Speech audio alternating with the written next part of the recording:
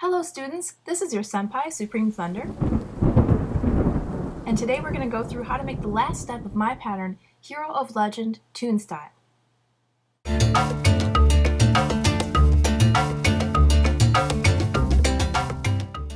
Make sure you're starting out with the right type of needle. Use a heavy needle for jeans or denim to sew through the pleather.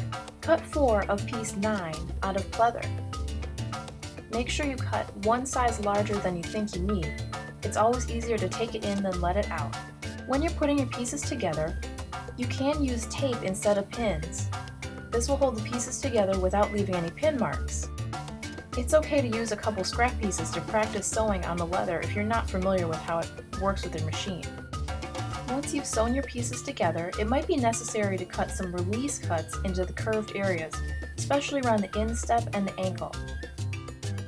This will help the boot covers to sit more evenly on your boots. When you go to try on your covers, leave them inside out. This will help you make markings in case they don't fit. Put the boot covers on your leg first, and then put your boots on. Once you're ready, fold your boot covers over your boot and check the fit. You can make markings of where to trim them or where to take them in. It's a good idea this time to also mark the right and the left. Check your marks for symmetry on both the right and left shoe.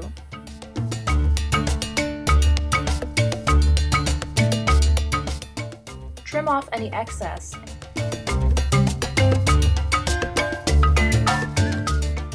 You can also mark where you want to put the elastic. There are marks for this on the pattern, but it's going to vary depending on your boot style and size.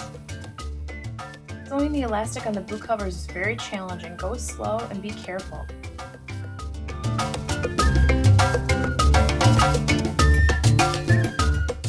And your boot covers are ready to go. For the belt buckle, trace the shape that you need to onto your yellow and brown foam. Once you're ready, you can cut it out with scissors or use an X-Acto knife, but be sure to use a cutting board under your knife. Once you have both shapes ready, glue the yellow shape on top of the brown shape. You can use craft glue for this, E6000, or any other adhesive. Once you have the pieces glued in place, find something heavy to set over them while they dry. This looks like the perfect object. If you find sewing on the pleather too difficult for your machine, you can always cut the belt out and just leave it unhemmed. I chose to sew the hem, and as you see, I've pinned down where I need my fabric to go, and I'm putting paper scraps over it to help make the sewing smoother. After you sew over the paper, you can just rip it off. Use peel and stick Velcro on your pleather and make sure that you put one piece on the top and one piece on the bottom so it overlaps.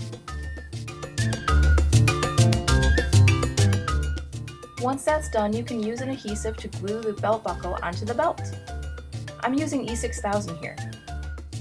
Be careful when you use this adhesive. Use it in a well-ventilated area. So those are the finishing touches on your costume, and you should be good to go. Thank you for watching. If you missed the first part of this video, go over here and you can start the series from the beginning. And if you'd like to purchase a pattern, you can go over here or see the link in the description. I really enjoyed creating this pattern. It's the first of many. And I do have a long list of patterns to try, but if you know a Japanese video game, manga, or anime pattern you'd like to see made, please leave it in the comments below. Thank you again, and as always, do your best.